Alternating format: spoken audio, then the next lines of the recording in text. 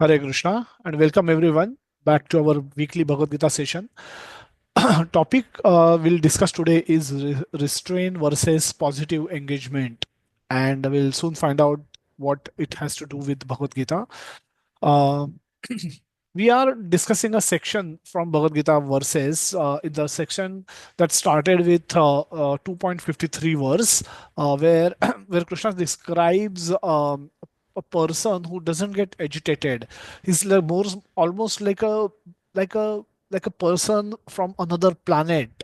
Doesn't get agitated when in the midst of threefold miseries. Also doesn't get elated, become very happy, overly happy when success comes, when when good time comes. So it's like more or less a cool person, that we have definition in the modern world, that cool guy, or somebody is Captain Cool. Mahendra Singh Dhoni was known as Captain Cool because you will not rarely find him agitated even in the midst of high pressure game. Also, he will be cool, and even when he's winning World Cup, he just picks up trophy and hand it over to the teammate and go and stand behind somewhere in the corner for the picture.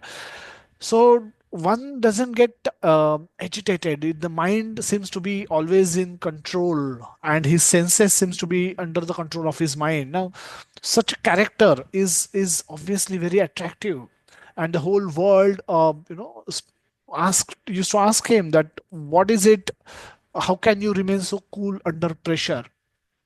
And he had his own theory. He didn't could be from Bhagavad Gita or could be self-developed theory, but somehow he used to maintain that cool state. And Arjuna is now inquiring that this Tita Prajna, how can I recognize him? What are his symptoms so that A, I can recognize him, and B, I can also try to become like him. Because right now, in my current state, Arjuna must be saying that I'm not that Stita Prajna because I'm overwhelmed with the thought of killing my opponents. Now I'm a Kshatriya. This is what my day job is. But unfortunately today I'm fearful. I become fearful to kill people.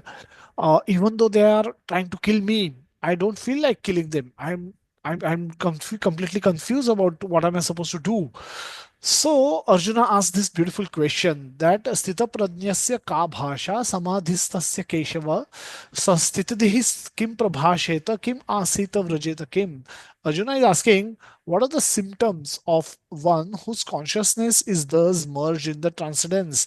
How does he speak and what is his language? How does he sit and how does he walk? Now, these are they're not very straightforward questions as they may sound. This is an example of how we should understand scriptures.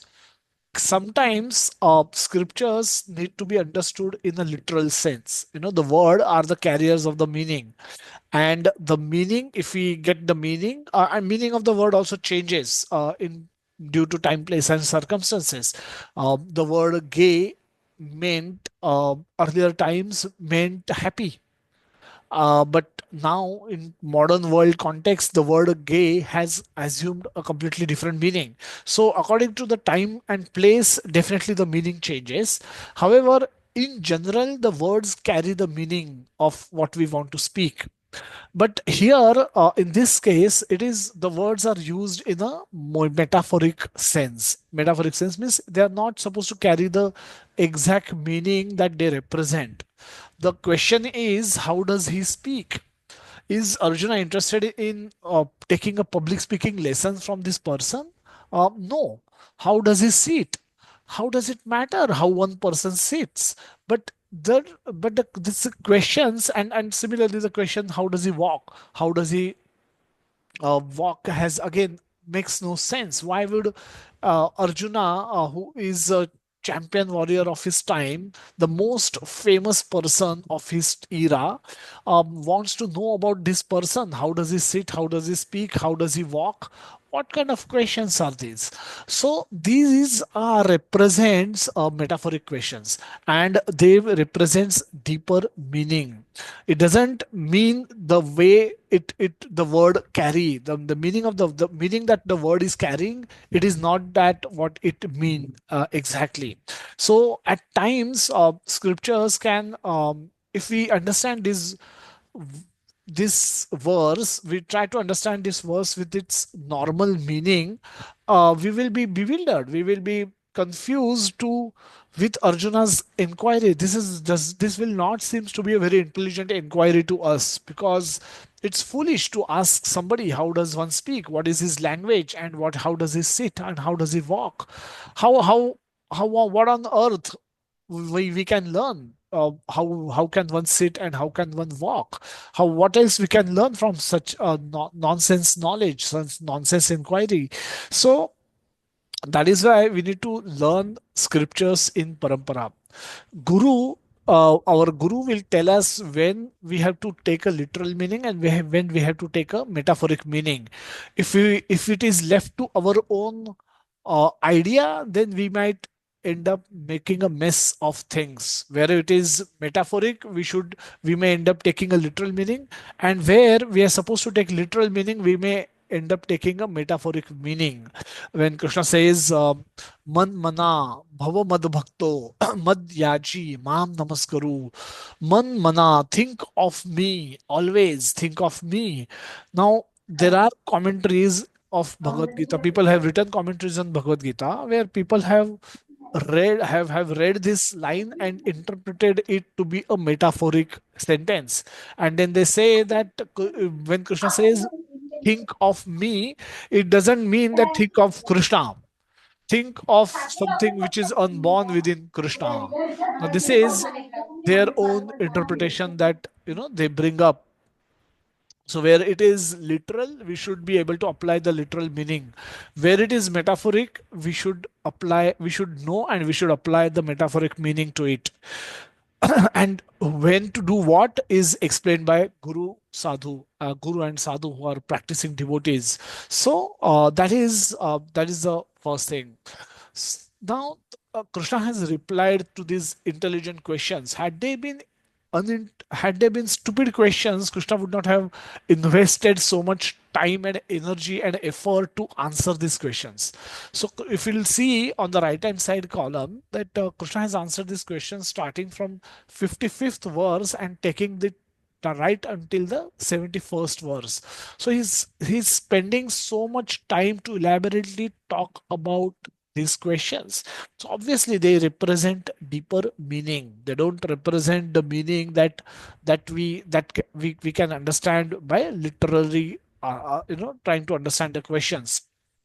So Kim prabhasheta, ka bhasha. What are the general symptoms? Kim prabhasheta, how does one speak?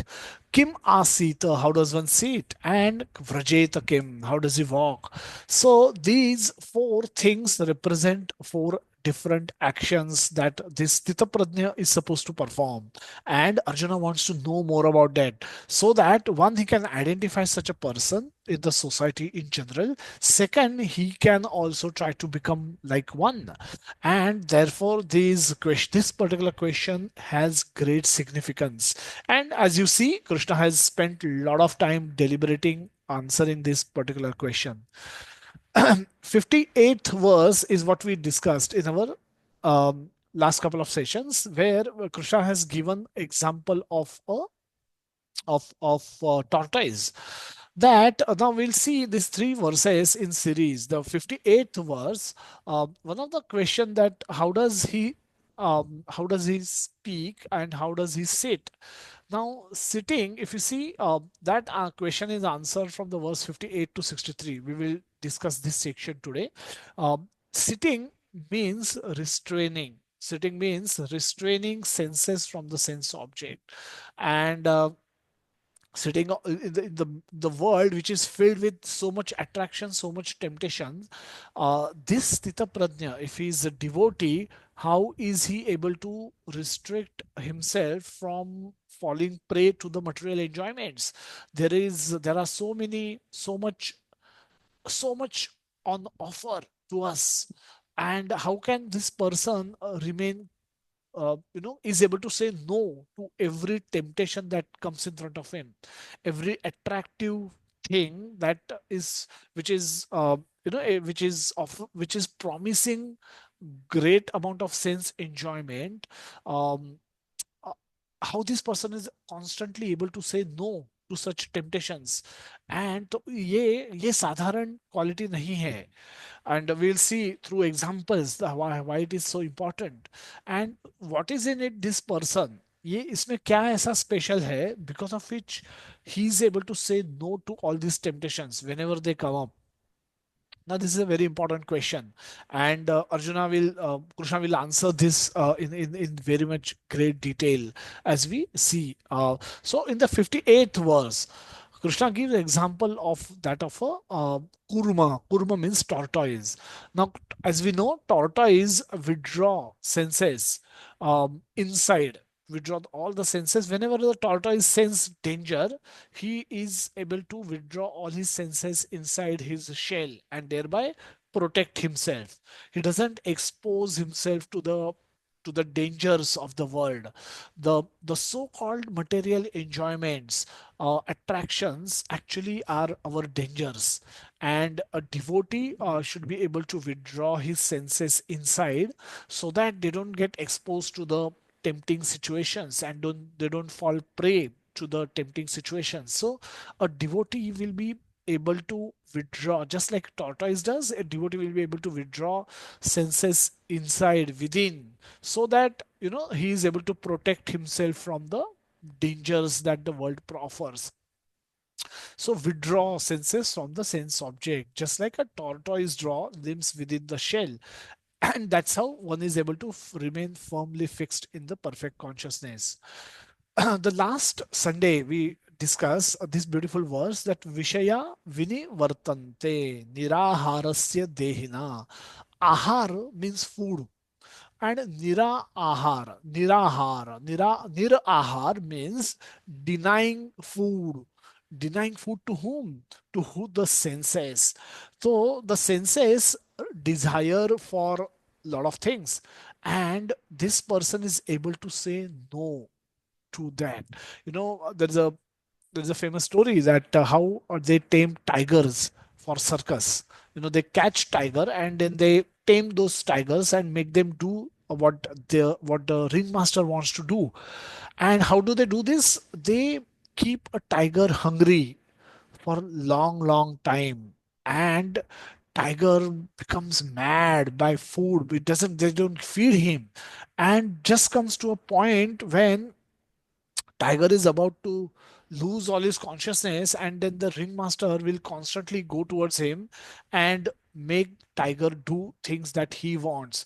Now tiger understand that at some stage tiger start um, tiger start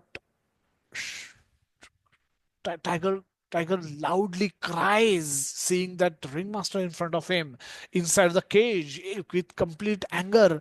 And the louder and the more he cry, um, more his energy dwindles, more his energy goes down, and he at some stage he understand that if I have to live, I have to survive, I have to listen to this person, whatever he is saying. And then that is how tiger is tamed slowly. So the senses are like this tiger. When you prevent them from sense enjoyment that they want, uh, they will shout like tiger. They will shout loudly like tiger, and at times you may become scared and just provide them with whatever they're demanding. But if you are seasoned ringmaster, you will not fall prey to that trick. You will rather wait for tiger to become weaker and weaker and weaker. Eventually, tiger will come to a stage. The senses will also come to a stage that if they want what they want, um, they have to listen to the mind. They have to listen to the soul. They have to be under the control of mind, intelligence, and soul. So they don't have all freedom. And so this is nirahar, that you prevent senses from the sense enjoyments. and rasavarjam rasopyasya param drashtva nivartate. But rasavarjam, but seizing, this is one way of controlling senses, that say no, keep saying no to them. Whenever they demand something, keep saying no. Whenever eyes want to see something, keep saying no. Whenever ears want to hear sweet voice, say no. Whenever a tongue wants to taste something, some food, to keep saying no. And now this is one strategy, may not be the best strategy, may not be the best strategy. Why? Because Krishna is saying that rasa, better strategy is to seizing such engagement by experiencing a higher taste. Now the tongue may demand alcohol to drink, tongue may demand meat, chicken, goat, or whatever, meat to eat. And keep saying no will help in the initial stage, but later stage, feeding the same tongue with prasad, which is giving higher taste to the tongue, and that way seizing, it becomes easy for the tongue to forget the uh, old taste of the dead meat that it demanded earlier. So giving higher taste, experiencing higher taste, and because of that higher taste, giving up lower taste. Now that is a better strategy. That is a better strategy, and that way, if we follow this, we can remain fixed in the Krishna consciousness. Today we'll discuss another beautiful verse. Yatato yah api kaunteya purushasya vipaschitaha indriyani pramathini haranti prasabham manaha. Why that was important to do? Why it is important that we keep saying no? That strategy may work for some time, but it will not work for all the time. Why Krishna is saying, giving this an example here? Now vipaschitaha is a man of discrimination, man or woman of discrimination. The discrimination means one has read the scriptures, one is unable to understand that food is necessary, but doesn't mean that I should eat meat. I can't kill, I can't kill animal for the pleasure of my tongue. I can, I should rather eat food which is growing, which is grain, which is growing out of rain. So I can accept vegetable diet, which I can offer it to Krishna and then take it as a prasad. Now this person has this understanding from the scriptures. He is a vipaschitaha. He has heard the scriptures. He has understood, and he is trying to implement the scriptural teachings in his life. Now, this person also, for such person also, yatato yah api kaunteya, that the senses are so strong that even if you are trying to understand the scriptures, even if you are trying to implement the teachings of the scriptures, indriyani pramathini haranti prasabham manaha.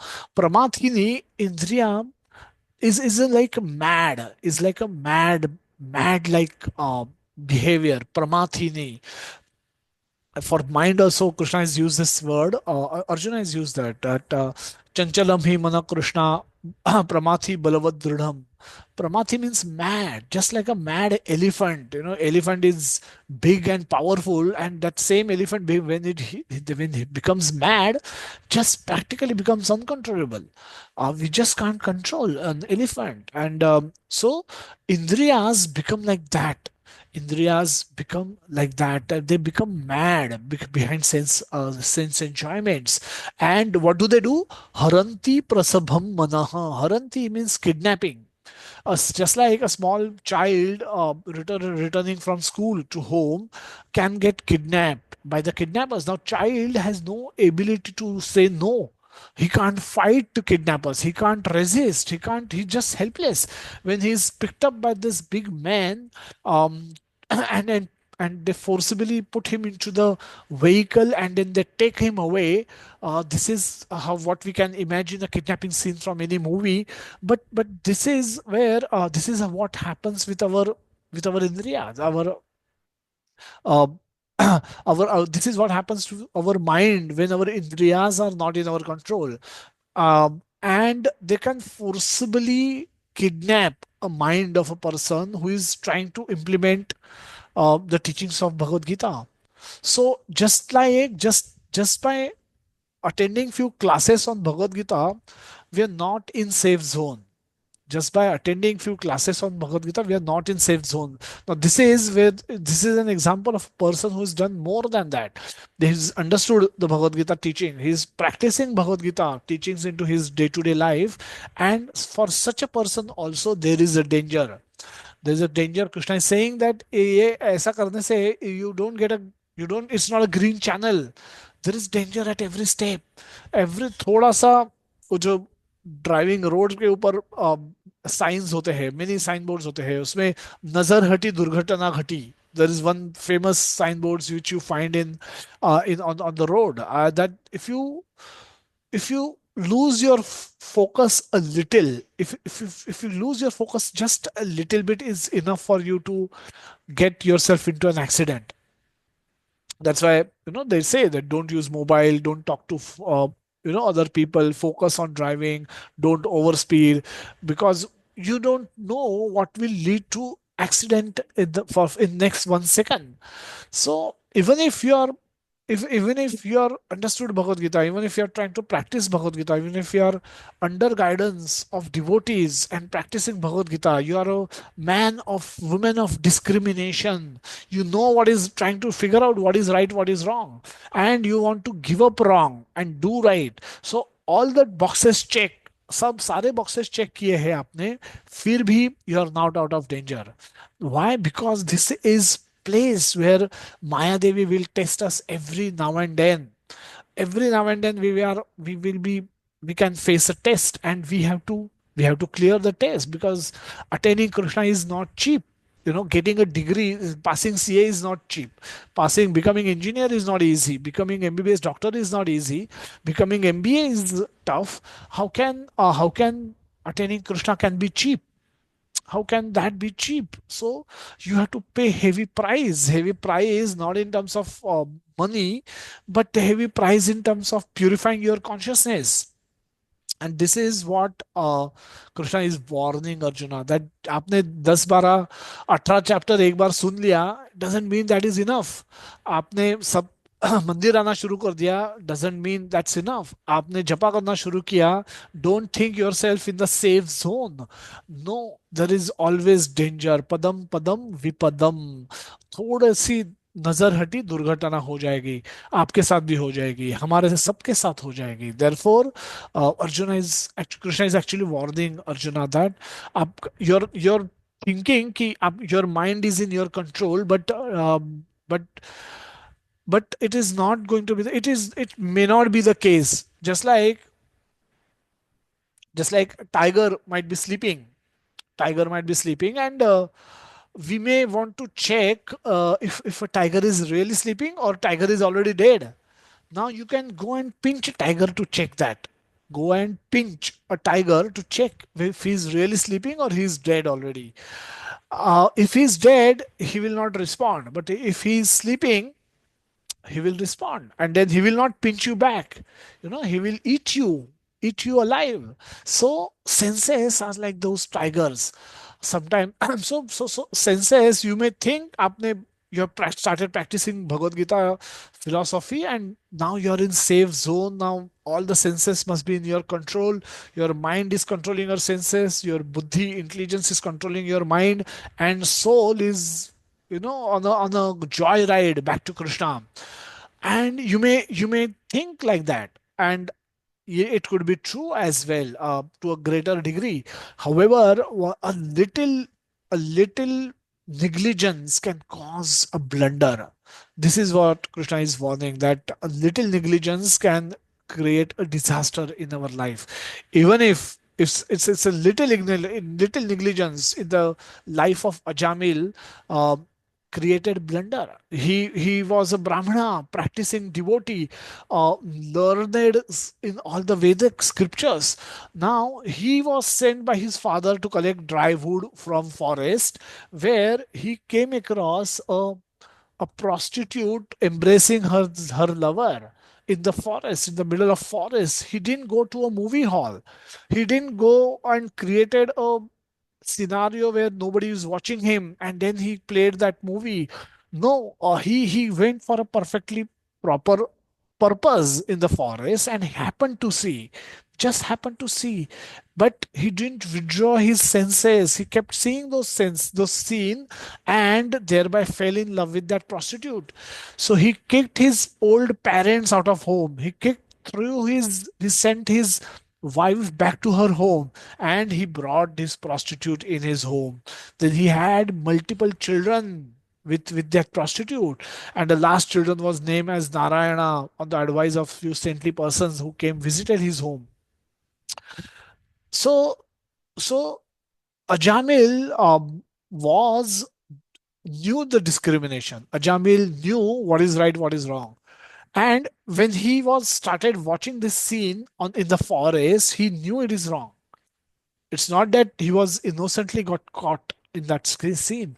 He knew it is wrong and it was wrong, and but he somehow couldn't withdraw himself from that scene. He remained stuck there, and therefore he fell down. So it's crucial, it's extremely important that we understand what is to be done, what is not to be done. A similar verse comes in the 67th verse, where Krishna says that Indriyanam hi charatam yan mano nu vidheyate tadasya harati pradyam vayurnavam ivambhasi. Now, haranti mana and haranti prajna. Prajna means intelligence. Now, you think your mind can be kidnapped, but forget mind, your intelligence can also be kidnapped. Now, in the hierarchy, intelligence is higher than mind, and mind is higher than the senses, and senses are higher than sense object. So my intelligence is supposed to control the mind, who is supposed to control the senses. But अगर जब गड़बड़ हो जाती है तो पूरी गड़बड़ हो जाती है, पूरी सिस्टम हिल जाती है. So when senses go out of control, senses are like five horses.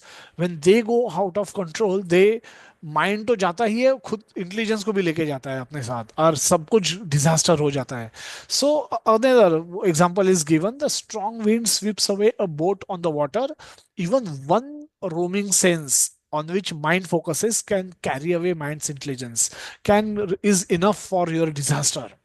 And that is, even though you are learned scholar, this is we are not even discussing those who are surrendered to the sense gratification, those who don't know anything about God, those who know have not accepted Bhagavad Gita as a philosophy, those who don't care about Bhagavad Gita, those who don't care about God, those who don't, for them, sense enjoyment is everything. We are not even talking about those people. We are talking about devotees here, devotees who are practicing some serious devotional service.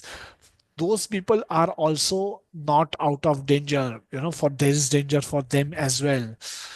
Let's break, or let's take a pause and think about what Krishna is speaking in this entire section.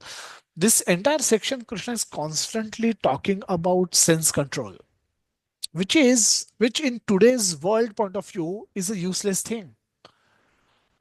Where we hear sense control in today's world, which temple you visited told you about that there is a need for you to sense control, apply sense control, which where we are hearing. And so the question is, when nobody is talking about sense control, and here we see verse after verse continuously Krishna is preaching Arjuna about sense control, mind control, intelligence control, the indriya, mana, and buddhi, how these three can be aligned, how these can be regulated.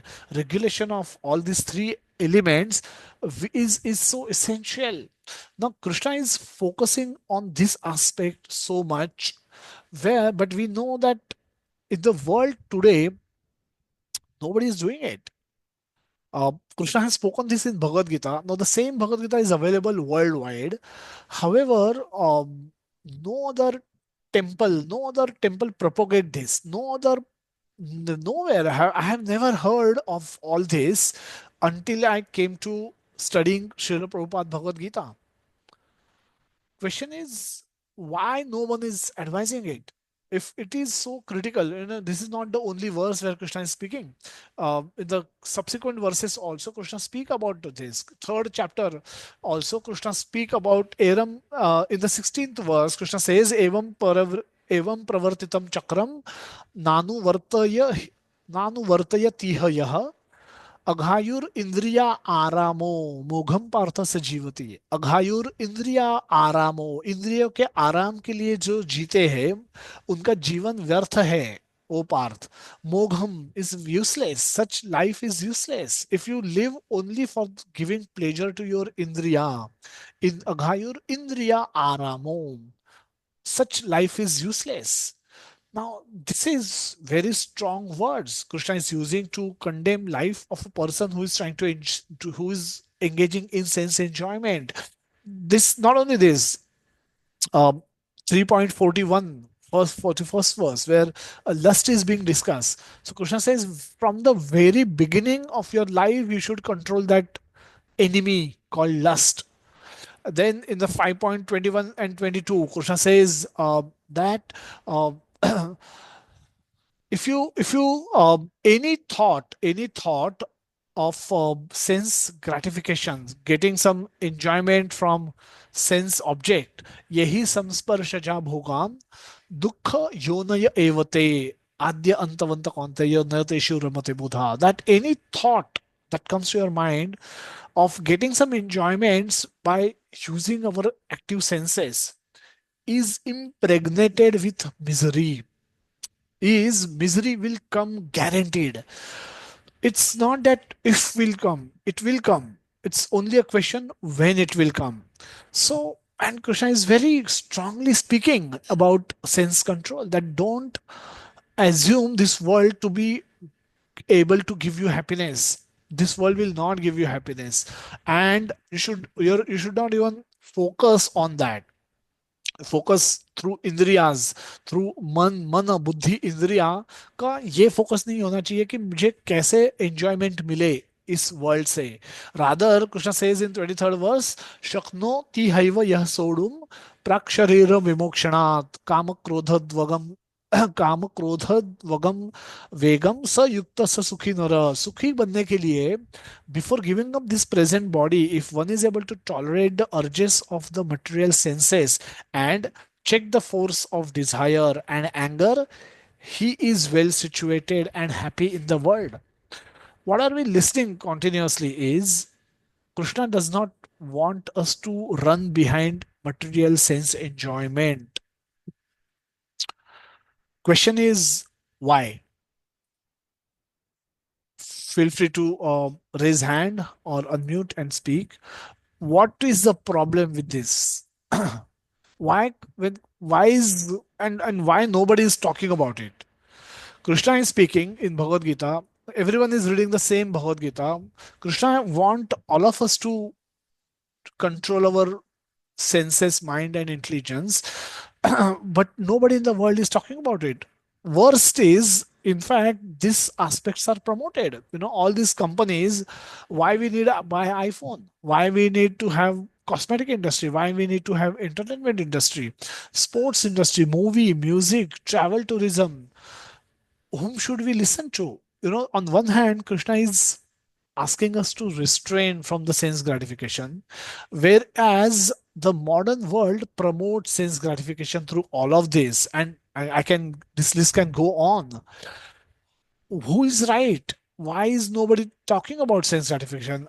Why these people are talking about sense gratification? And who should we listen to? I hope the question is clear. Uh, yes, Kanchan Mataji, Ashwini Mataji. Others, feel free to raise hand. Please, please, this is your topic. I'm not going to speak on this.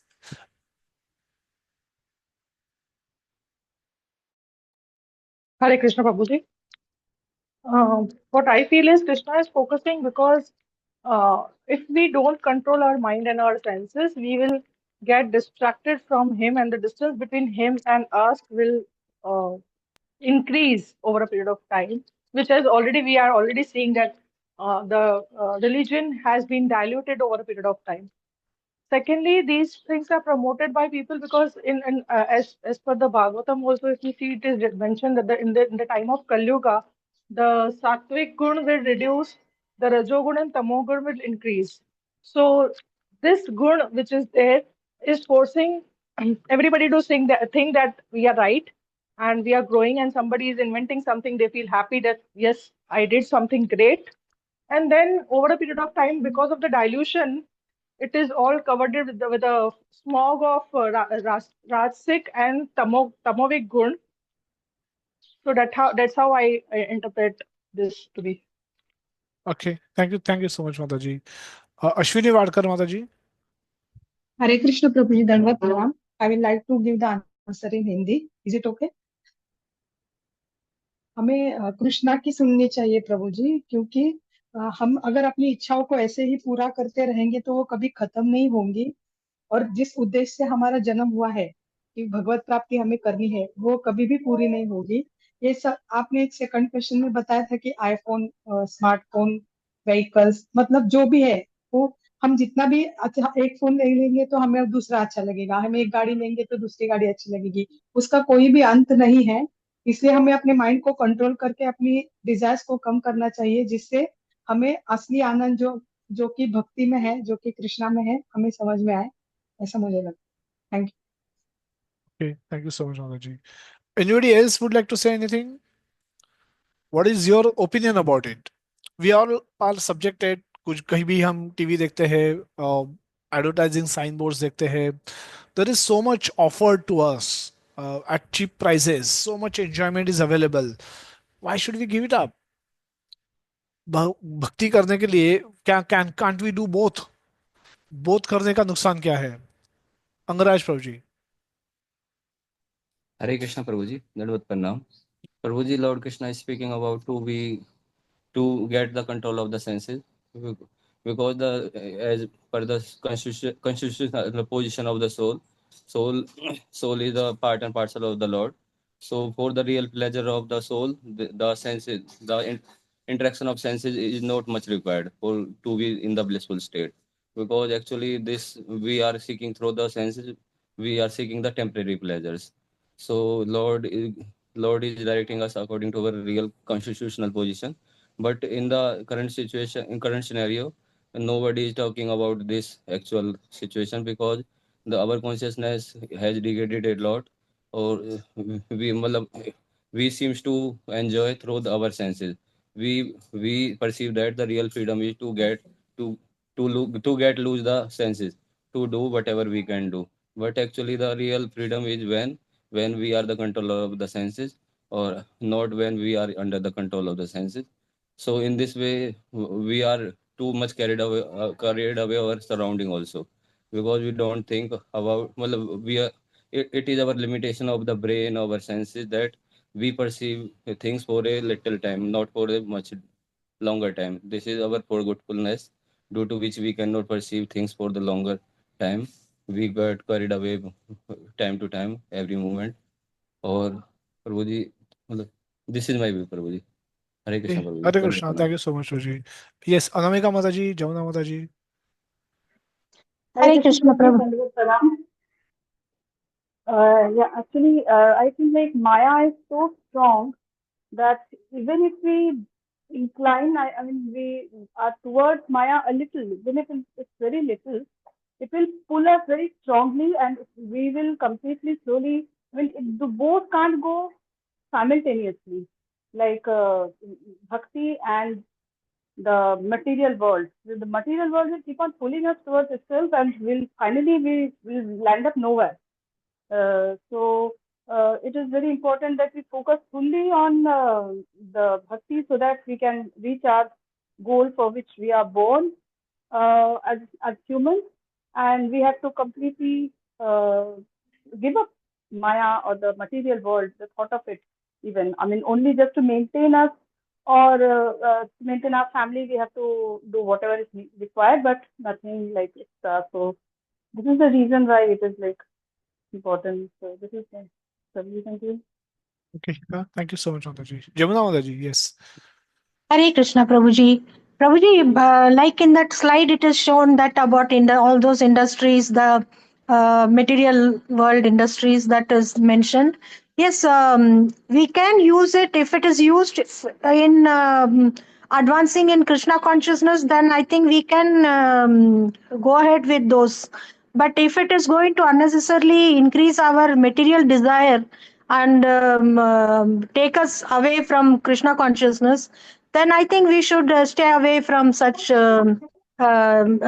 requirements. So we should use them accordingly. We should use them for our helping us in progressing in our in our bhakti yoga. That is my opinion, Prabhuji. Hare Krishna, Prabhuji. Hare Krishna, Mataji. Thank you so much. Yeah. Anybody else would like to say something, or should we proceed? Unrestricted senses. Yeah, there's something coming on the chat box as well. Will lead to material bondage, forgetfulness of Krishna. We create the karma, unrestricted sense, and by creating body for the future. Future bodies are created by unnecessarily indulging in the sense gratification. Another thought, Krishna has given us free will. So Krishna's intention may be we should not misuse free will. I want us to come back to our home. Yeah, all nice answers, all very correct answers. Thank you so much for all your contributions. Anamika Mataji, your hand is still raised. You want to speak something? Okay. So let's proceed further. And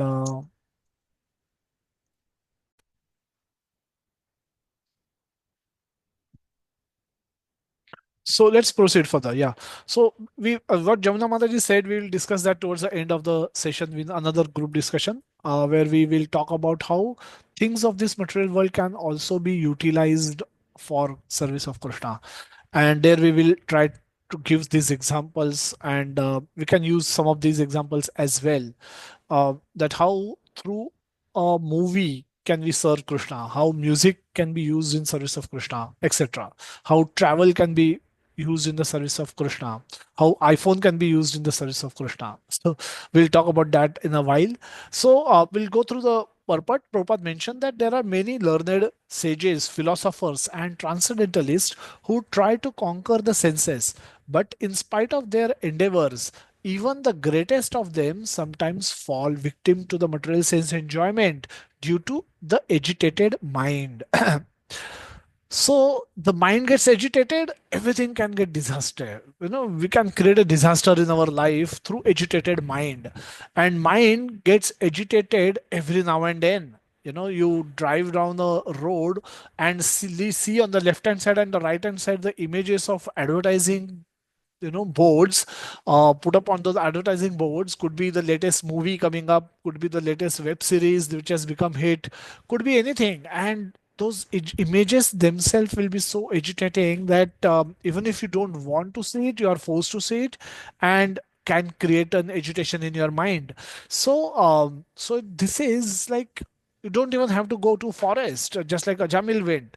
You right in front of your home, everything can be manifested by the power of these modern marketing managers and advertising industry. So how do we survive? How do we survive in this kind of onslaught of materialism that is getting thrown at us every now and then? Prabhupada talks about an example of Vishwamitra Muni, a great sage and perfect yogi, was misled by Menaka into sex enjoyment. Although the yogi was endeavoring for sense control with severe type of penances and yoga practice. of course, of course, there are so many similar instances in the history of the world. Prabhupada gives us example that how Vishwamitra got misled by Medaka into sense enjoyment. And not that he went, he was searching for it, not that he wanted it, he was trying to do the opposite.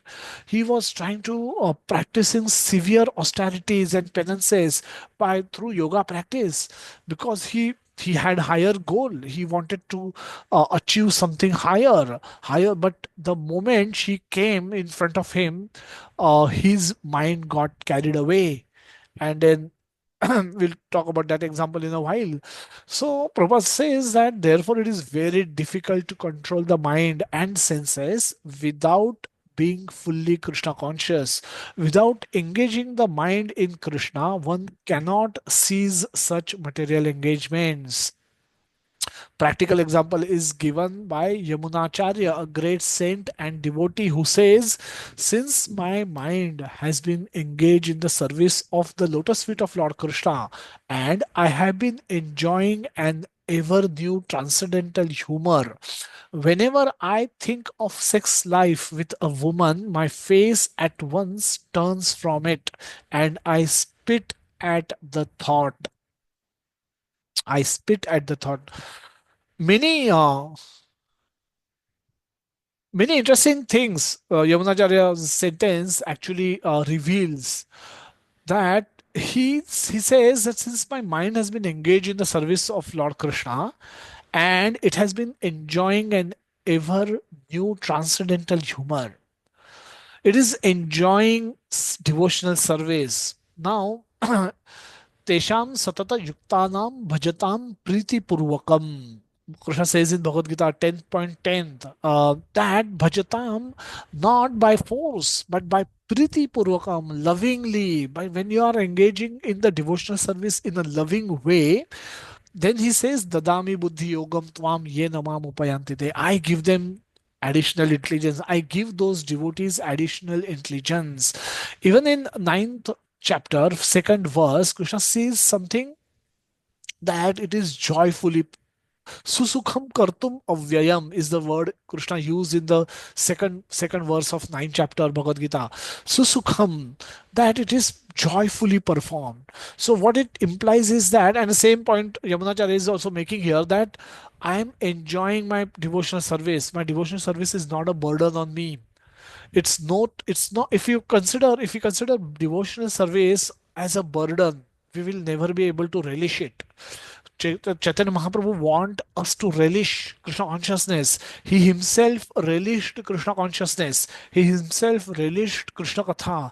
He himself relished singing of Krishna's name in Sankirtan is what he relished the most. Krishna Katha is what he relished the most. Bhagavad Gita is what he relished the most. Srimad Bhagavatam, listening to Srimad Bhagavatam narration is what he relished the most.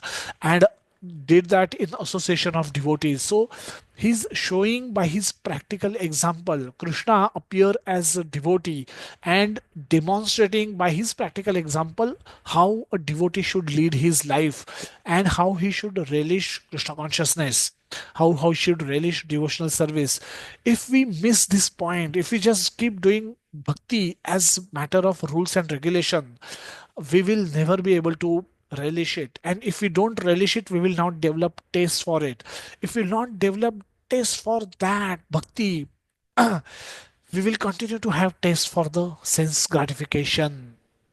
Here Yamunacharya, because he has developed taste for bhakti, he says, when I think of life with a woman, sex life with a woman, which is sex life with a woman is considered to be the highest satisfaction that the material world can offer to a human being or to a living entity. And so he's taking that, everything else is considered to be lower than this. This is considered to be the topmost satisfaction or sense gratification available in the material world. And that's why he's using this as an example. But he says, if I think of this as well, I spit at the thought, which also indicates two things: that even if you advance in devotional service, your mind can keep producing wrong thoughts. Your mind will never be free from wrong thoughts. As long as you have a material mind, it will come up with material thoughts, and this is a material thoughts. In order to enjoy sex with women, you need to think she is a body and you need to think you are also a body. And at coming at a bodily conception only, you can actually enjoy another person's body. So Yamunacharya, such an advanced devotee, is actually saying that if when such thought comes to my mind, I spit at that thought. He does not entertain that thought. Now, uh, Now, which means that even at an advanced stage, we will never be free from material thoughts. And this is how we should be able to deal with those material thoughts if and when they arise, whenever they arise. So this is a great learning for all of us. So we are not at that stage, but at our stage, so this, I mean, this becomes far more pertinent to know. And so whenever those thoughts, so if those thoughts comes to our mind, it's not that we should curse ourselves for getting such thoughts, because those thoughts will come because of our own past indulgences. We all have a history. We are trying to become devotees, and all of us has colorful history. So we all would have done a lot of wrong things in this life itself, what to speak of previous lives.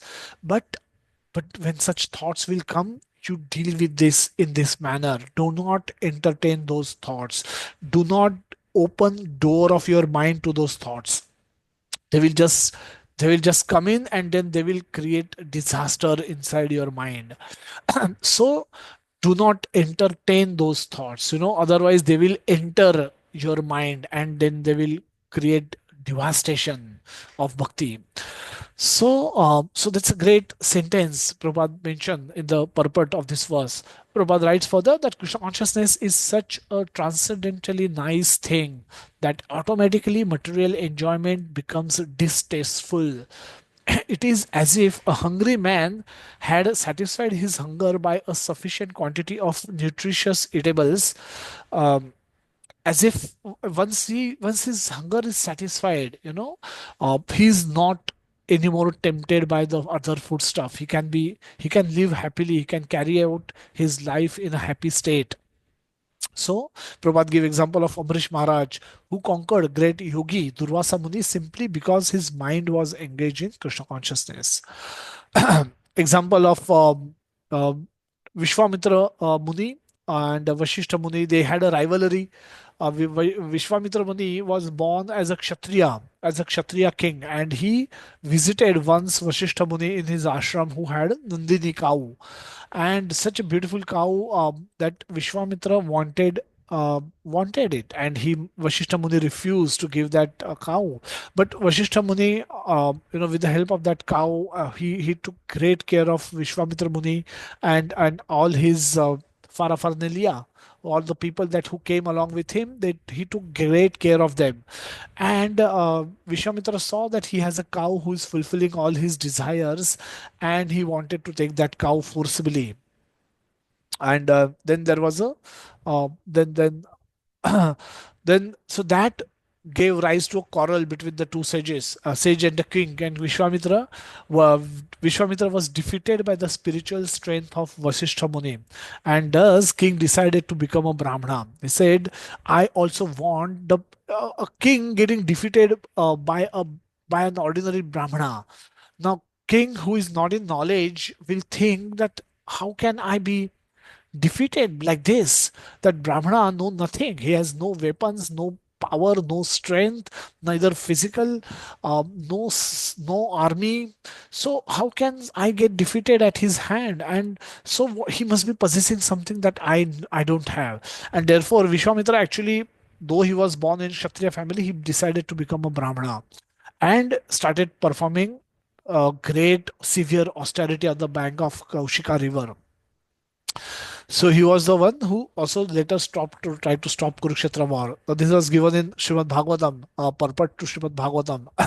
Another purport where Vishwamitra's reference comes is, so here in this case Vishwamitra couldn't control his anger. When he was as a Kshatriya, when Kshatriya can't take no for an answer.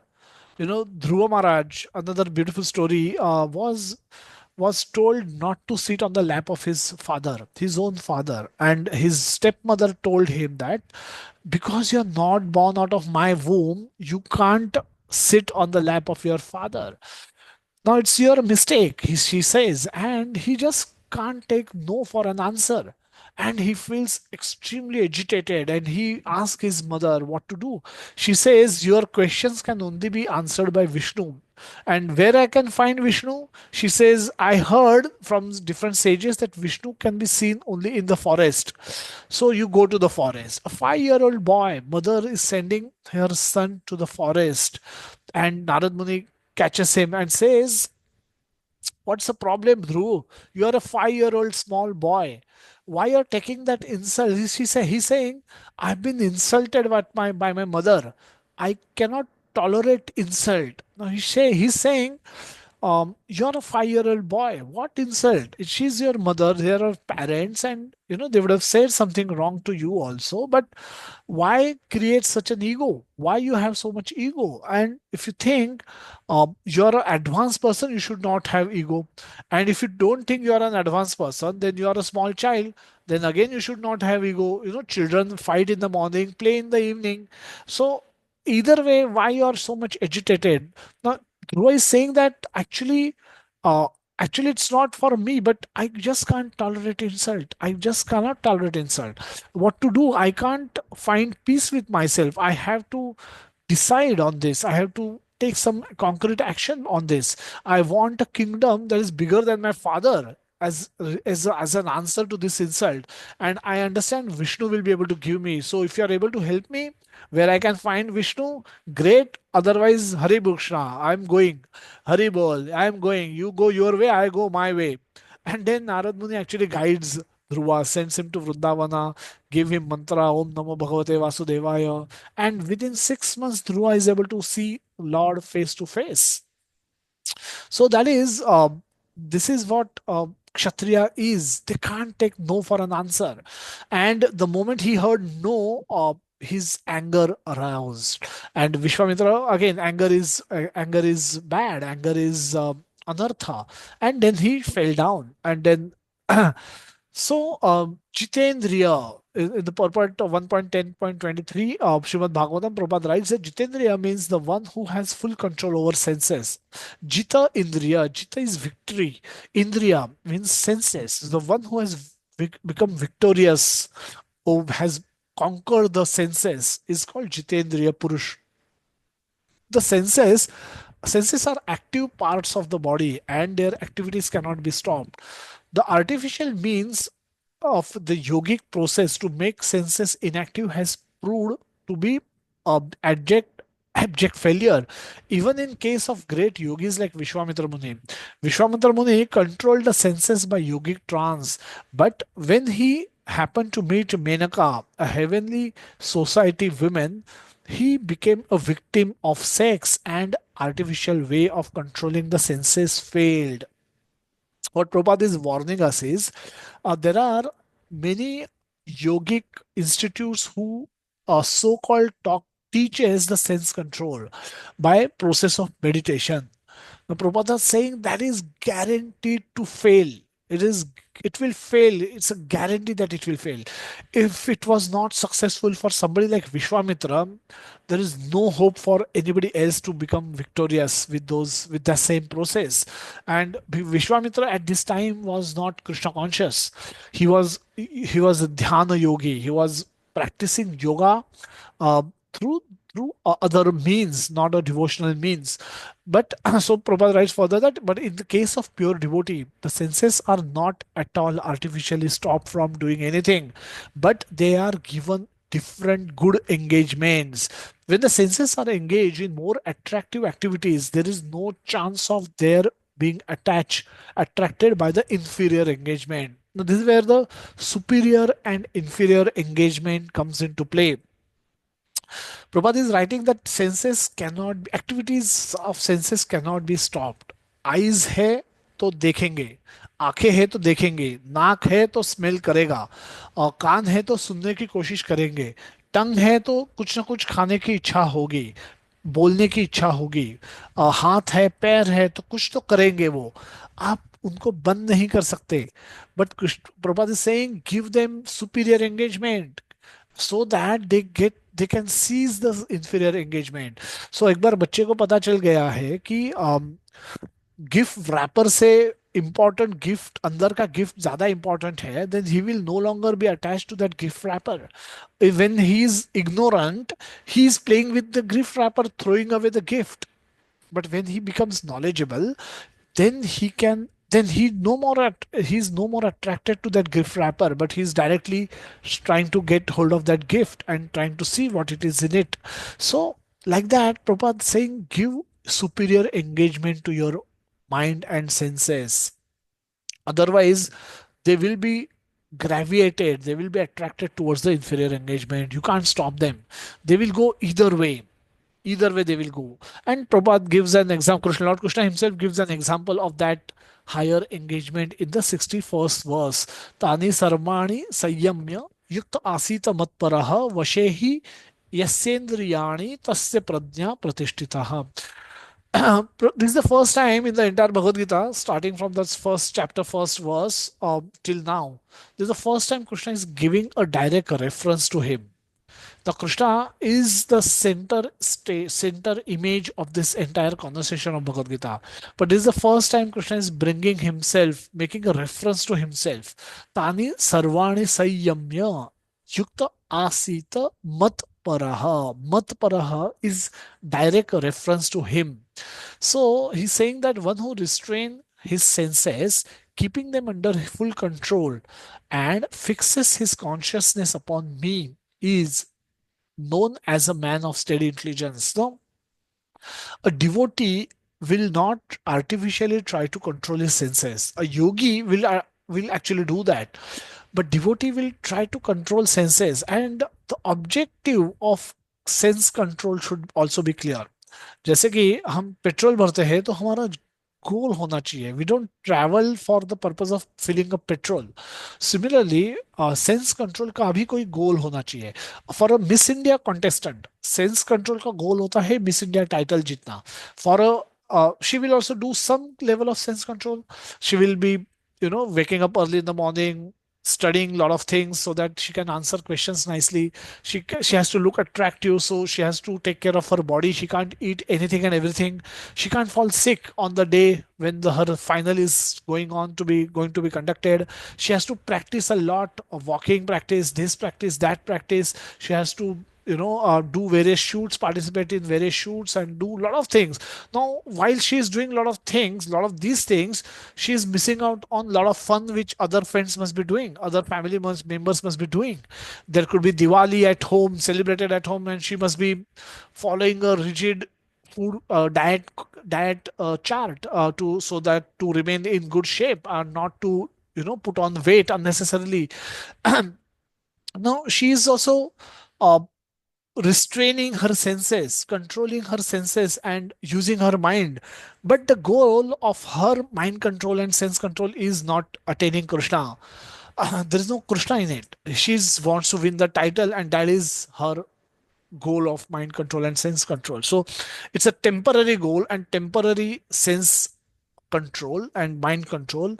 It can fail even in attaining this objective, or even if you attain that objective, it will still fail because there is no Krishna in it. There is no Krishna. So Krishna says, if you make me the objective of your controlled senses and controlled mind, then you will be able to tasya prajna pratishtitaha. Then you will remain steady in this activity. If you eliminate me from the picture, if you remove me from the picture and you put anything else in the picture, जो मर्जी आए रख लो. मुझे CA बनना है, इसके लिए मुझे बहुत मेहनत करनी है, इसके लिए मैं क्रिकेट नहीं देखूंगा, बाहर का नहीं खाऊंगा, किसी को मिलूंगा नहीं, पिक्चर नहीं जाऊंगा, गाने नहीं सुनूंगा. I am doing some sense control because I want to pass this exam. Now, all of these are good, but not good enough. Even they may fail even in this endeavor. Even if you achieve this end goal, you will still failure because there's no Krishna in it. So Krishna says, if you make me the objective of the controlled senses, then that becomes a permanent engagement. That way you will be able to engage permanently. And Prabhupada give a beautiful example of Amrish Maharaj in this purport. Now, Amrish Maharaj is example. Amrish Maharaj was not an ordinary person. Because he was engaging all his senses in Krishna's service doesn't mean that he was a useless character. He had nothing to do. No, no. He was a greatly celebrated Rajarshi. Rajarshi means saintly monarch who lived millions of years ago during the age of truth, Satya Yuga. सत्य युग में अम्बरीश महाराज नामक राजा थे और राजर्षि थे, a saintly monarch. Now, uh, what was he? What kind of kingdom that he had? Uh, he presided over a royal household with many wives, children, friends, and relatives. He also possessed many elephants, chariots, horses, jewels, ornaments, garments, and inexhaustible treasury. And he was ruling the entire earth. He was the king of the earth. The whole earth was his kingdom. So imagine such a person will have lot of engagements, lot of administrative work, lot of family duties. You have many wives, many children, many friends, many relatives. We have so much busy life with one wife, couple of children, and few friends and few relatives. Imagine the imagine the amount, how to what extent Ambarish Maharaj must be engaged, must be busy with his personal life and professional life. Professional life as a king of this entire planet. Um, there could be numerous duties that he would have to do, and so he was extremely busy. The point I'm making is he was extremely busy, and yet, amazingly, he was not the least bit attached to any of those opulences. So there is a bhoga, there is a Aishwarya, both are present, and he's saying, it said that in the this that he was not even a bit attached to any of that. Now he had wife, so he was living with his family. He had not given up family, but he was not attached to the family. He had all the opulence in the world. Now he possessed it. It's not that he was wasting it, but he was not attached uh, to that opulence. He had enormous power, a great army, great power. Power can make people mad, but he was not attached to that power. Rather, he was attached to Krishna. He know that no, all of these are temporary. So because he had completely given up the desire to use temporary material things for flickering sense enjoyment, why he was able to be detached? Because he had completely given up the desire to use temporary material things for flickering sense enjoyment. Flickering means you get something and it goes away immediately. Flickering happiness. Jivana talamala. Our life is there right now, gone next moment. Happiness is there now, gone the next moment. And rather, you're happy now, suddenly a misery can collapse upon you, fall upon you, and you're in the miserable condition now, suddenly something nice may happen. So everything is flickering in this material world. So as the happiness that one gets from the material things, his flickering happiness, he says, I'm not interested, I want permanent happiness, I want happiness which is long lasting, permanent in nature. And for that he turned to Krishna. So rather than abandon his opulence, he accepted everything for the service of Lord Krishna in devotion. He was not attached, but he didn't rejected the opulence. He accepted everything for serving Lord Krishna in devotion. How did that go? This is how it went. King Amrisha observed all the activities of his body and mind in Krishna's service. He always engaged his mind in meditating upon the lotus feet of Krishna, his words in describing the glories of Krishna, his hands in cleaning the temple of Krishna, and his ears in hearing the words spoken by Krishna about Krishna. Or about Krishna. He engaged his eyes in seeing the deity of Krishna, the temple of Krishna, and the places connected with Krishna, like Vrindavana. He engaged his sense of touch in touching the bodies of devotees of Krishna, his sense of smell in smelling the flowers offered to Krishna, and his tongue in tasting the spiritual food offered to Krishna. He engaged his legs in walking to holy places and temples of Krishna, his head in bowing down to Krishna and his desires in serving Krishna 24 hours a day. So this is practical example of how a king engaged his mind, body, words, and senses and all his possessions in the service of Lord Krishna. The word matpara is most significant in this connection. How one can become matpara is described in the life of Maharaj Ambarish. The senses can be completely controlled by the strength of devotional service to Krishna. Also, the example of fire is sometimes given. As a blazing fire burns everything within a room, Lord Vishnu, situated in the heart of the yogi, burns up all kind of impurities. The Yoga Sutra also prescribe meditation on Vishnu and not meditation on the void. We have to be Krishna conscious, devoted to the personality of Godhead. This is the aim of real yoga. Real yoga is not to focus your mind on the void, on nothing. No, no, there is Krishna, there is Vishnu, and you should focus your mind on the Vishnu. One moment you develop some attachment with Vishnu, the impurities in your heart can be burned like forest fire, and then they will stop troubling you. The if you are not able to do that, if you're not able to keep your mind focused on Vishnu or Krishna, then your mind will focus on something else. And what will that cause is explained in this two verse. Dhyayato vishayan punsaha sangasteshu pajayate sangat sanjayate kamaha kamat krodho bhijayate krodhad bhavati sammoha sammohat smriti vibhramaha smriti bhramshad buddhi nasho buddhi nashat pranashati. If you don't think of Krishna, if you don't, or your object of meditation is not Krishna, then that object of meditation will become some sense object. It could be anything that your mind is attached to, uh, can attract your attention, and that becomes your object of meditation. Now, when you focus your mind and senses on an object which is other than Krishna. It could be a person whom we want to love.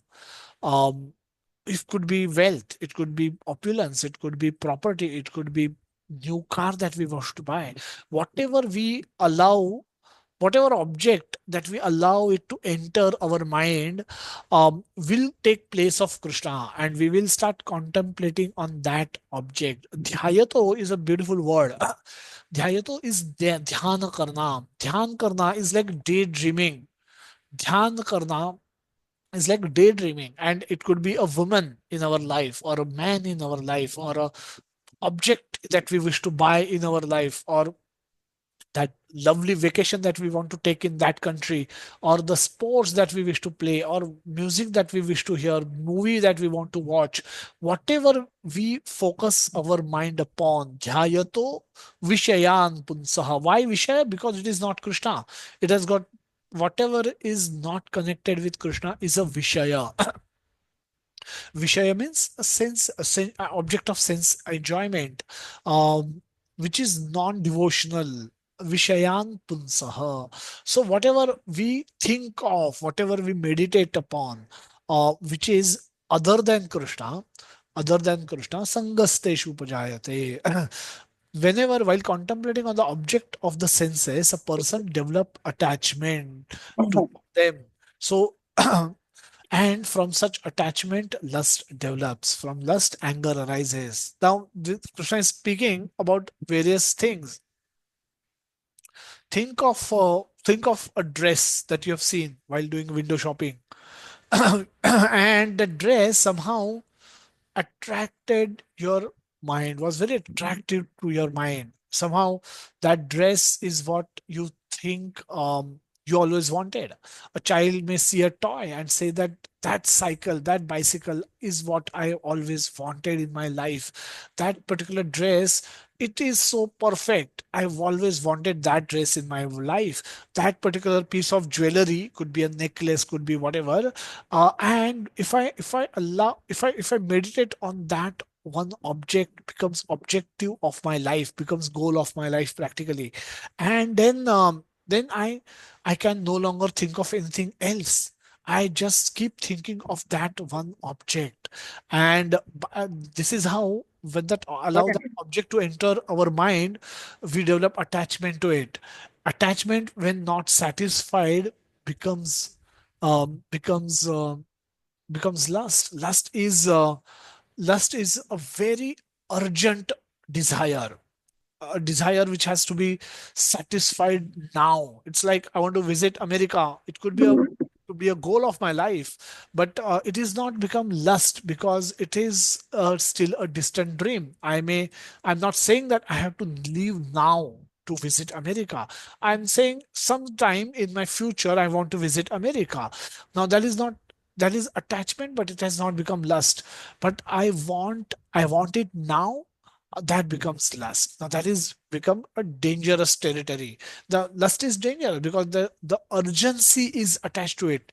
One may have a desire, but one may, when that desire become extremely urgent, it will not allow us to do anything else but just to focus on try and get that object. That is dangerous. So if it happened to be a piece of jewelry, or a bottle wine of a bottle of alcohol, it could be a cigarette, it could be drug that one may be attached to, it can make people do crime. uh, for buying drug, if one runs out of money, one will steal, one may even murder somebody to get money and fulfill one's desire. So it can create havoc in one's life if we allow that object of sense gratification to occupy our mind in such a big way. And when our lust is not satisfied, anger arises. From anger comes delusion. From delusion, bewilderment of memory.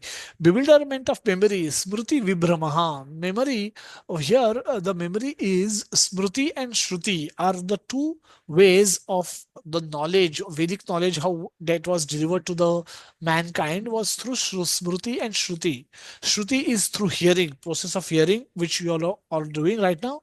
And smruti is what is heard, when that is retained in our mind is called smruti. It is in the remembrance, memory. And by memory, people preach. People used to hear, remember, and preach to others. And so this is smruti. Smruti vibhramaha means one has lost all knowledge. All of you hear Bhagavad Gita every Sunday. If you don't read Bhagavad Gita, during throughout the week, that knowledge can be lost very easily. When the tempting situations comes, we may or may not remember Bhagavad Gita. And so this is called Smriti Vibhramaha. When memory is bewildered, intelligence is lost. What is there to control? So there is no control left. The intelligence is your last hope of control, control of your senses, preventing them from indulging in sense gratification. So if that is your intelligence is lost, buddhi, mind is lost, intelligence is lost, then what is left? You're just going to go get dragged and fall down into the material pool. 8-step process, exam again explain. Contemplating on the sense object, developing attachment converting into lust, uncontrolled desire to enjoy. Lust, when that is not satisfied, and most often it will not be satisfied. Whatever we want, we don't get always. That's why it is called dukhalaya shashvatam. um, when desires don't get fulfilled, anger arises. Unsatisfied lust leads to anger. Anger leads to delusion, not able to decide what is right, what is wrong. Loss of memory, forgetfulness of even reference point of seeking right advice.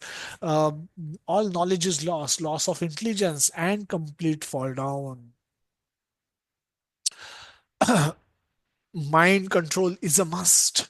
One who is not Krishna conscious is subjected to material desires, while contemplating the sense object of the senses requires real engagement. And if they are not engaged in the transcendental loving service of the Lord, they will certainly seek engagement in the service of materialism.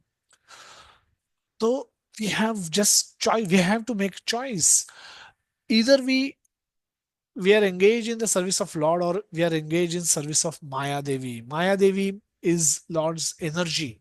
Durga Devi, she's keeping us busy, uh, giving us sense gratifications, objects of sense gratification, and keeping us bound in the material world.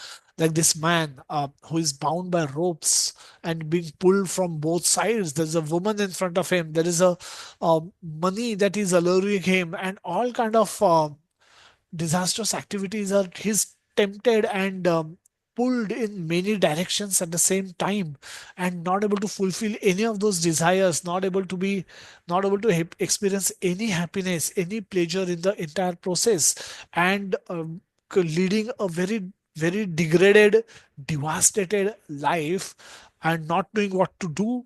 He finishes his life, go back, take another body, and continue where he left off, in this unfortunate state. Whereas if you see the other place, there's a devotee. There is a guru and devotee who are showing way to Krishna. There's a Krishna on the top. The entire picture that we will see, there's a Krishna on the top, and Guru is guiding his disciples towards follow Vedic rituals and follow Krishna consciousness and go towards Krishna. So this is, if you don't have Krishna, you will definitely have Maya in our life, Maya Devi in our life, and life with Maya Devi will never be happy. We'll never get happiness by that.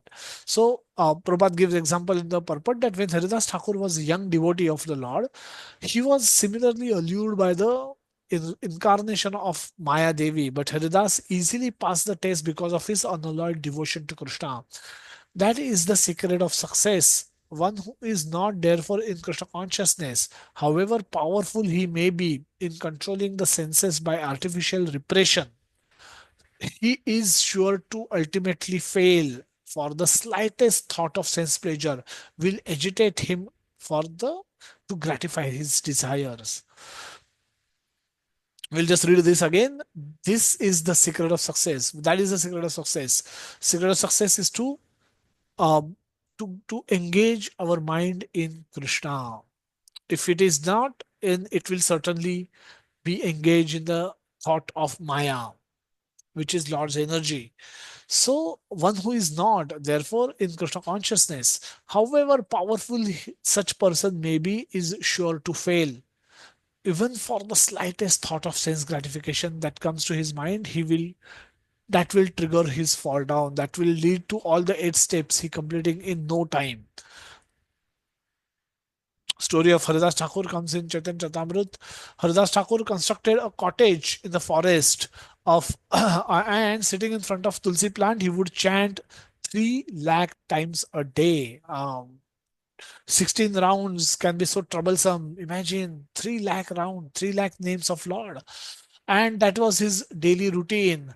And then he became famous for any saintly person who has saintly qualities will become automatically attractive for the people around. And that's why, it is said that the best way to preach is to become nice devotee yourself, because the moment you become as you become nice devotee of Lord, you become attractive for the world, and the world will seek behind you, will start chasing you, asking you what is the secret of your happiness, what is the secret of you being so cool in the midst of so much misery. At that time you can share Krishna consciousness with them. That will be much more conclusive with evidence. People will be much more ready to accept the theory, because they see the practical example of the benefit that one gets from Krishna consciousness. So this is best way to preach.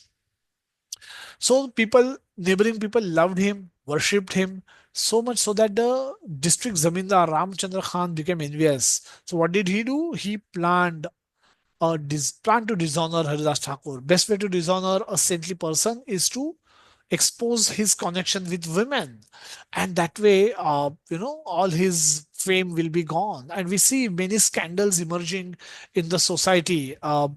Some of those some of those sadhus or the saintly persons, so-called gurus, uh, they did not intended intended to get association of women.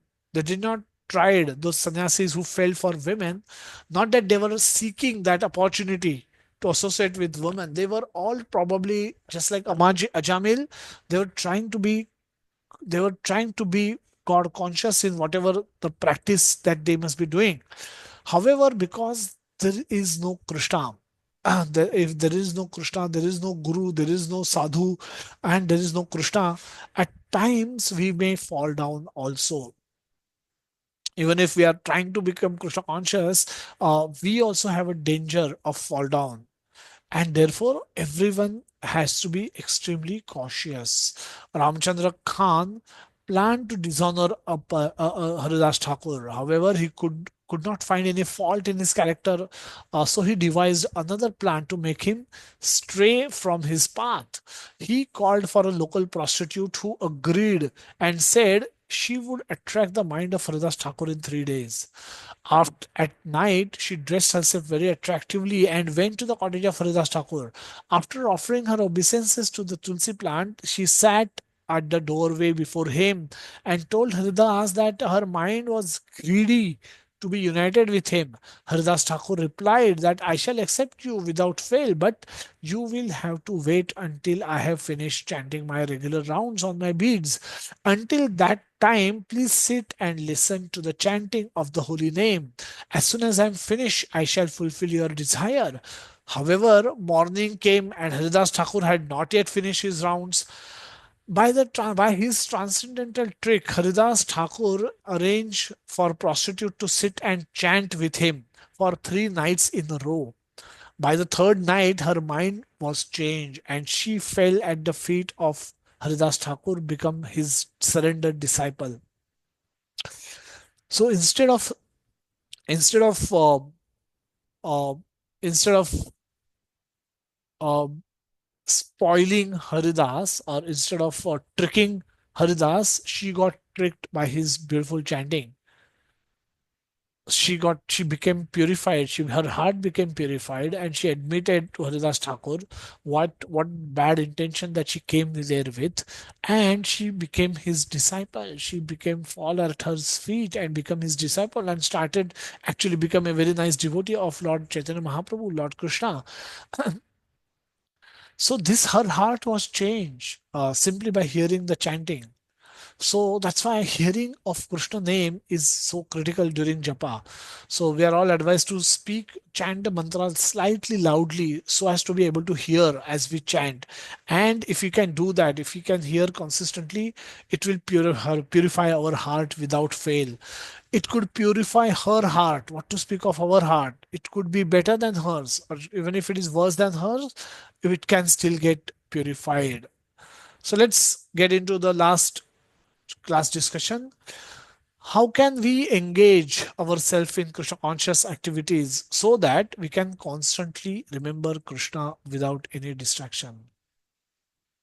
So this is what seems to be the nectar from all instructions, that if you will not engage your mind in Krishna, it will by default get engaged in something wrong, something to do with the sense gratification, some material activities.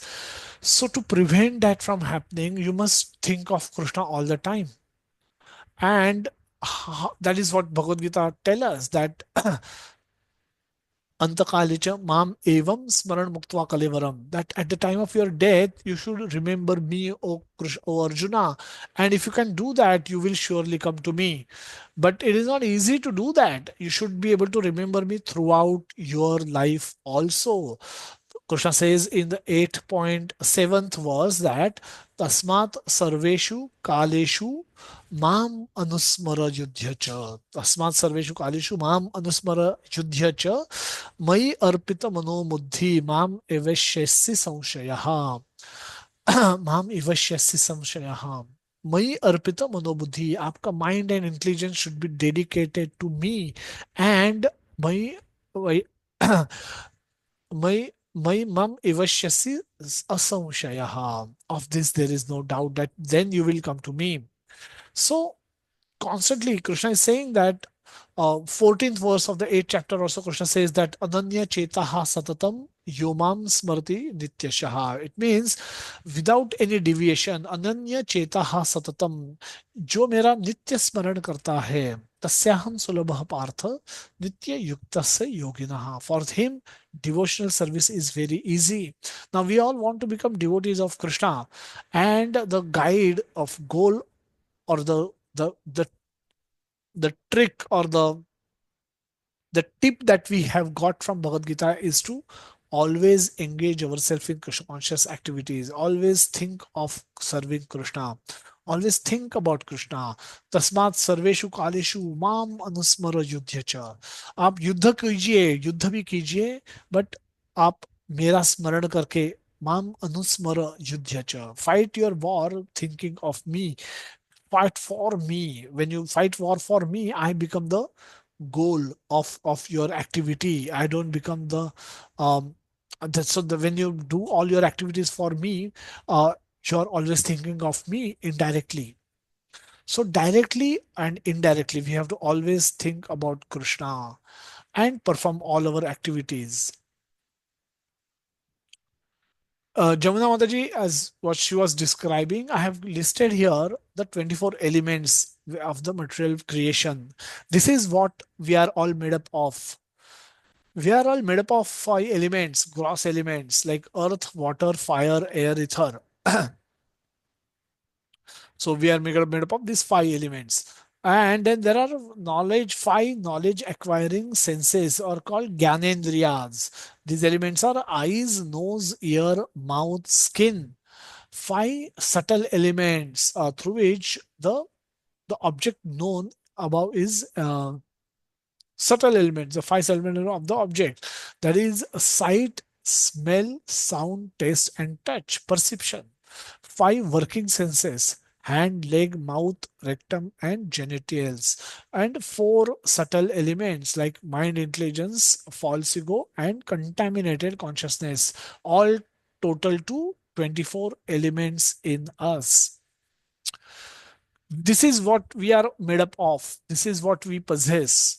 We have ability to see, we have ability to smell, we can hear sound, we can taste, we have sense of taste, we have sense of touch, and we have hands, legs, mouth, rectum, and genitals, and we have ability to see, we have ability to smell, ability to hear, ability to taste or speak, and ability to touch, feel.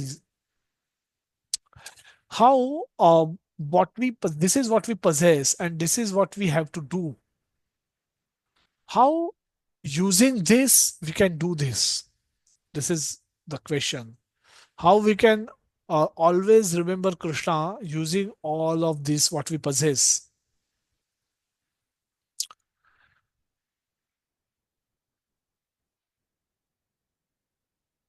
How we can always think of Krishna, remember Krishna.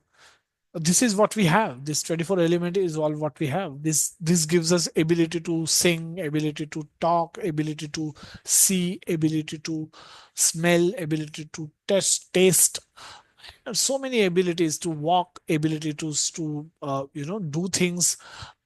So many abilities we get through these 24 elements. Now we have a goal that we have to always engage all of this in the service of Krishna so that we can always remember Krishna. We have to do our material activities also using the same elements of same set of elements, but we have to always also do those activities by remembering Krishna. How do we practically do that in the current age? I could be a student, I could be a working professional, I could be a homemaker. How am I supposed to do what am I supposed to do? This is what advice Krishna gives. How am I to practically apply this in my life?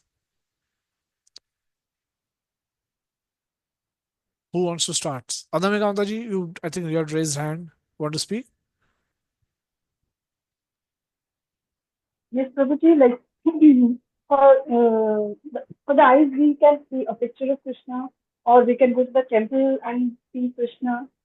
So, and Similarly, other senses like for smell, we can smell the incense sticks that is burnt for Krishna, and we can smell the flowers that are being offered to Krishna.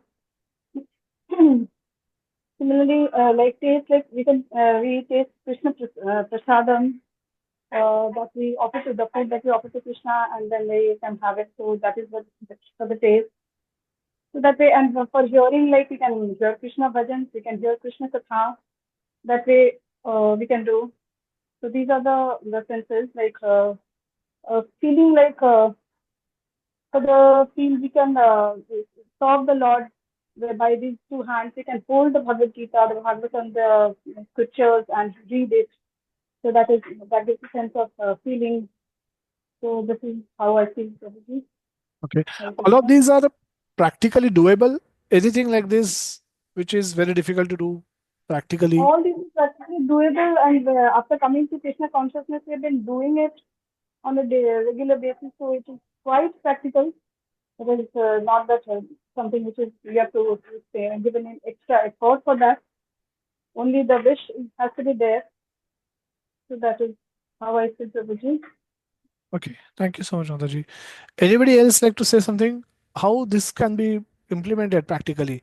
We have our practical life, we have our office duties, we have children, we have to take care of children, and now all of this. How can we cultivate more remembrance of Krishna through these doing these activities? We have ability to speak. How can we use for Krishna's service? Yes, Kanchan Mataji. We can talk about Krishna whenever we get an opportunity to speak about him, glorifying his pastimes, glorifying how it is affecting our life positively, how it nectarian it is to remember him every now and then. Whatever time we get, obviously we have the duties. Krishna is not saying that be void of your duties. Perform your duties and whatever excess time that you get apart from the duties, because whatever the duties, it is not more than 4 to 5 hours of work. Whether you're working professional, productively we work that much amount in a day. Rest of the amount we spend watching reels or maybe some reading some books which might not be relevant or which might be relevant to our topic, but then we are doing some extracurricular activities which are not as per our prescribed duties. So basically whatever productive duties we do is only 4 to 5 hours. Rest of the time we can listen whenever we are free. Instead of scrolling the reels, we can listen, put up the headphones, and we can listen to some lectures on Krishna. Or maybe there are so many videos on Srila Prabhupada chanting 108 names of Jap. So all those things are there. We can hear the stories, we can hear Bhagavatam, we can hear Bhagavad Gita. Whenever we are free, we can read some scriptures. Whenever we get an opportunity, even if we are free for a minute, it is. And yes, initially when I started, I was not able. It was like very overwhelming. कि इतना सब कैसे होगा? How I will be able to manage all those things?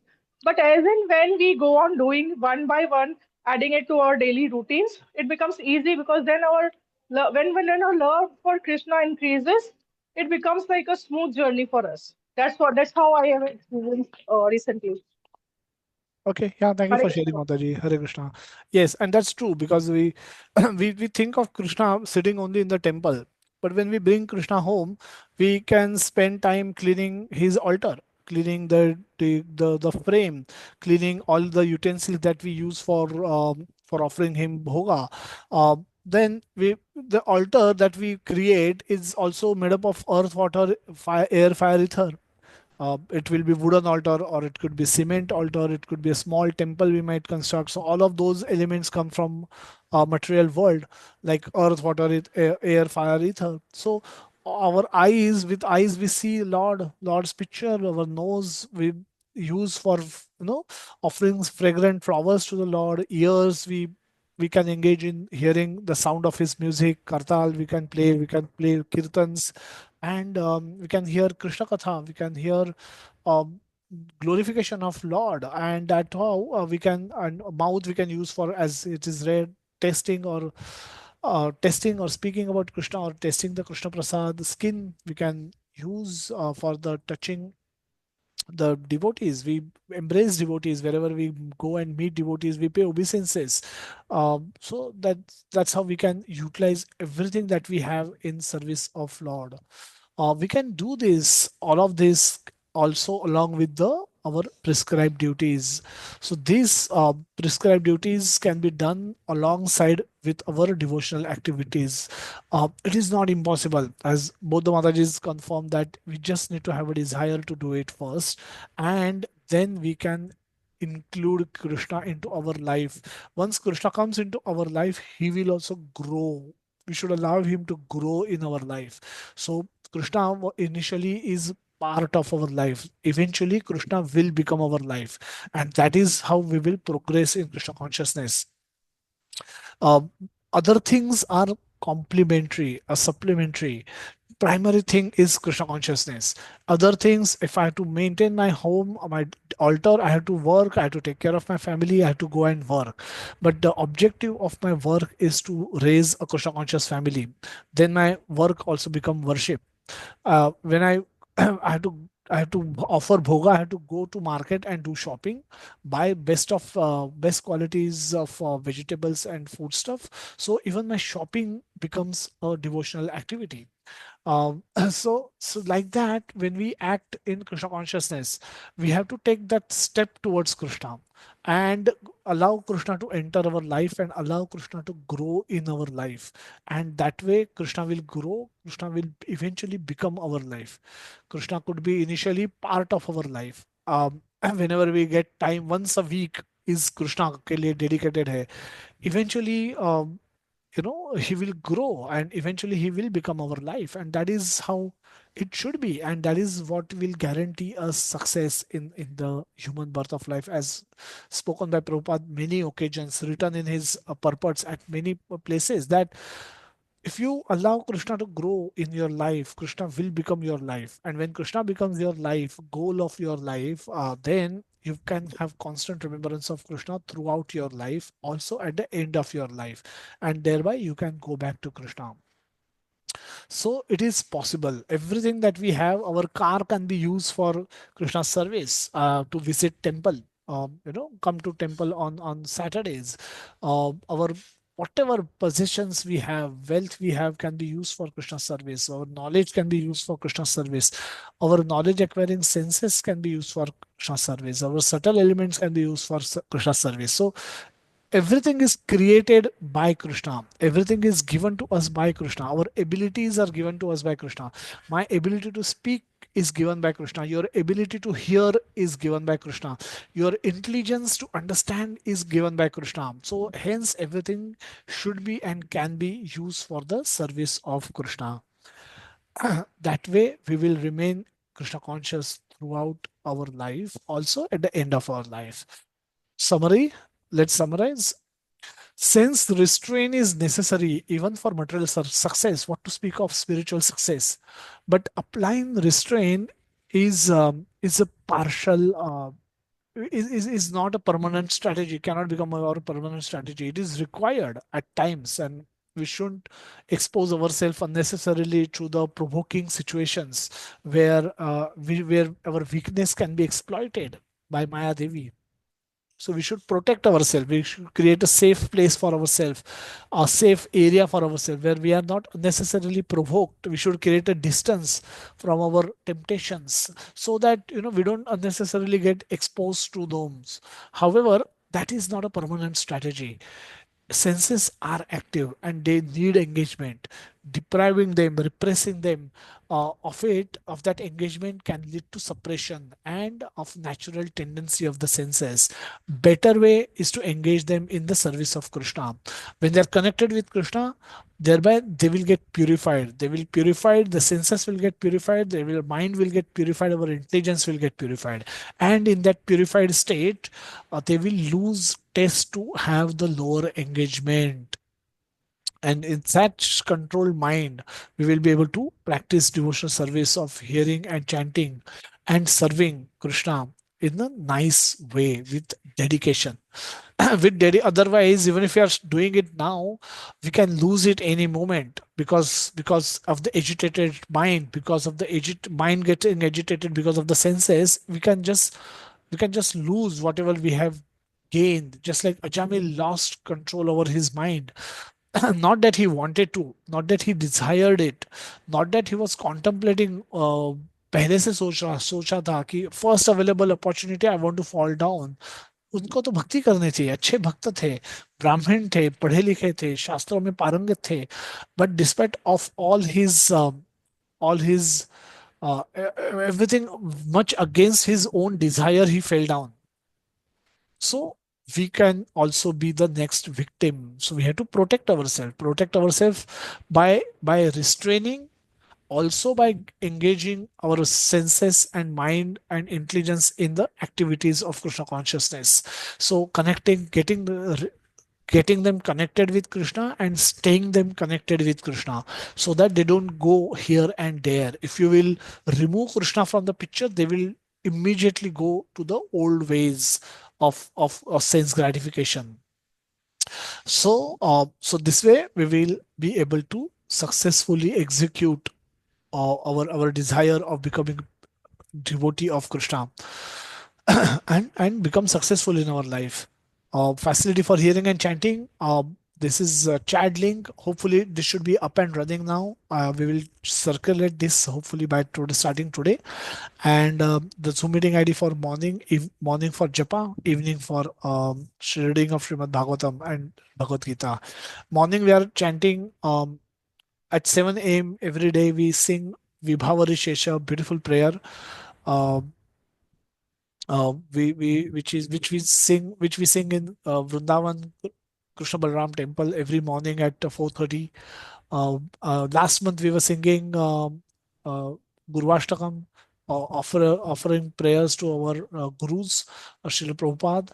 And next month, we will be chanting Shikshashtakam, Chaitanya Shikshashtakam, because it's Guru Purnima. Gaur Purnima is festival will be there on the 15th of March. So we'll be talking about, we'll be singing Shikshashtakam prayers and also discussing one verse every day.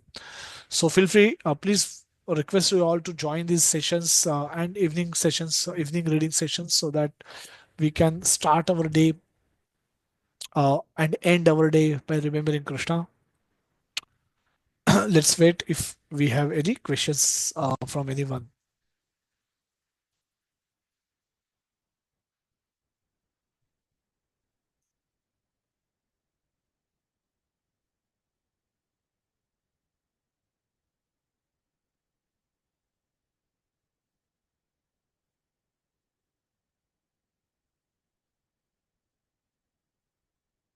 Yeah, Ashwini Prabhuji is reminding of reading Srila Prabhupada book every day. That's correct. We have a couple of groups called Read Bhagavad Gita and Read Srimad Bhagavatam groups, where a lot of devotees are daily posting their reading updates.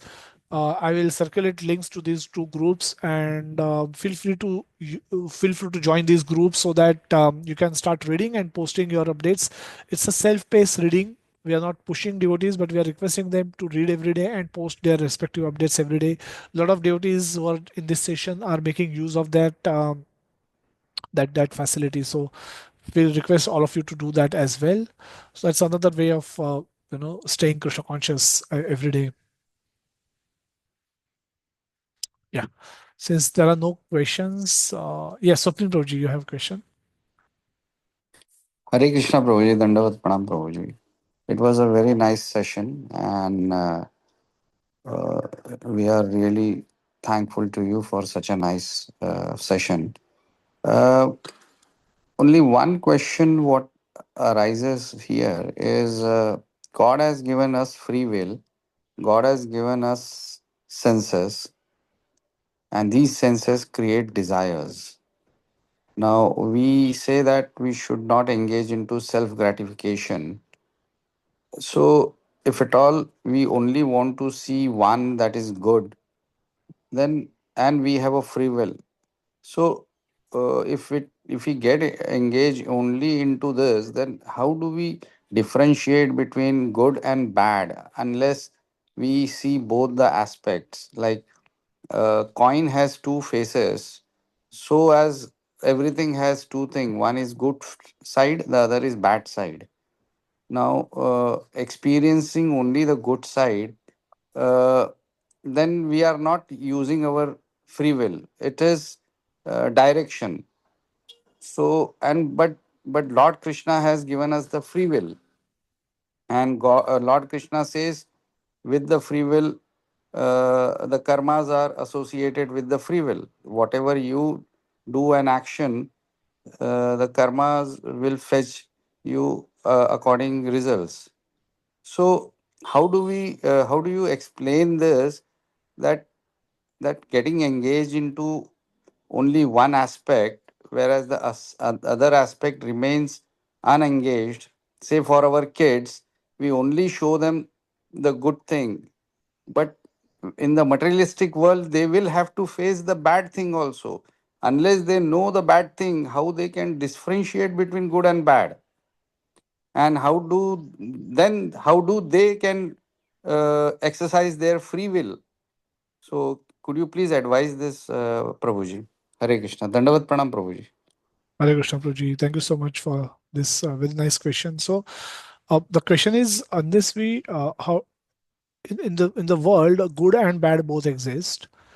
Uh, Krishna is saying, Krishna is saying, do good basically. So, how can we understand how unless we do bad? How do we know that that is really bad and that is not good? Now, the question is, it's like take for example a car. Now, using car is good or bad. It is neither good or bad. See, most things in the world are neither good or nor bad. Is knife good or bad? It's our orientation to use that knife determines if it is good or bad. And our orientation um, comes from our values and our knowledge. Scriptures like Bhagavad Gita provides that moral education to decide, help us decide what is good and what is bad. So when scriptures tell us that use knife to cut fruits and offer them to Krishna before eating, this is good use of knife, which similarly can be used to threaten a person and murder a person. The same knife can also be used for murdering another person. Can we say that we allow our children to murder someone to realize that and suffer before we tell them that oh murdering was, and then learn a lesson that murdering is bad? Most things in the world actually are neither good or nor bad. See, everything has come from Krishna. Even poison comes from Krishna. But doesn't mean that we should test it to realize that it's really a poison and it's really harmful for me. This is where scriptural guidance comes into play. Scriptural guidance help us decide how to use things that are provided by Krishna. None of these things are created by us. Except for our desire, nothing really belongs to us. If you think of it, none of the things a farmer may grow, harvest, but nothing is belongs to the farmer except for his desire to be engaged in agriculture and grow farm harvest. Except because of he had a desire, he gets land which is given by Lord. The seed is also comes from the Lord. The potency in the seed also comes from the Lord. He may sow the seed, but sometimes seeds are there are plantation which nobody has sown, and the jungles are there. So he may sow the seed, but again the rain comes with the desire of the Lord. Rain comes in right time and right quantity because of the arrangement of the Lord. The potency fructify in the seed fructifies and becomes plant because of the will of the Lord. Plant gets protected and converts itself into fruit, or um, it offers the harvest comes, crops grow also because of the will of the Lord. So except for our own desire, we practically have nothing to offer. So everything else is provided by Lord, and everything else can be used in service of Lord. Now, it can either be used in our own service or for the service of Lord. So if we all will be hungry by 1 o'clock, it's time for us to have lunch. So all of us will feel hungry. So Lord doesn't want us to be deprived of food. So it's not, he's not saying that, he's saying in nine chapters, he's saying that whatever you do, do it as an offering to me. Now that doesn't mean you should not eat. It should eat after offering it to Krishna, because everything has come from Krishna. So you are only expressing your gratitude towards Krishna for giving you meal, whatever he has given. So you are expressing your gratitude for Krishna by offering food to Krishna. Krishna allows that food to remain in the plate and thereby you can take it. So most things that we think that could be good or could be bad depends on our intent. And should we then have bad desires to know what good desires are? Well, we can try that, but that can be a laborious process, can be very difficult, painful process to go through. So, at a desire level, we should be able to differentiate between good and bad. And that guidance should come from scriptures and guru and devotees. At material level, there is nothing good and nothing bad. Everything can be used for Krishna service.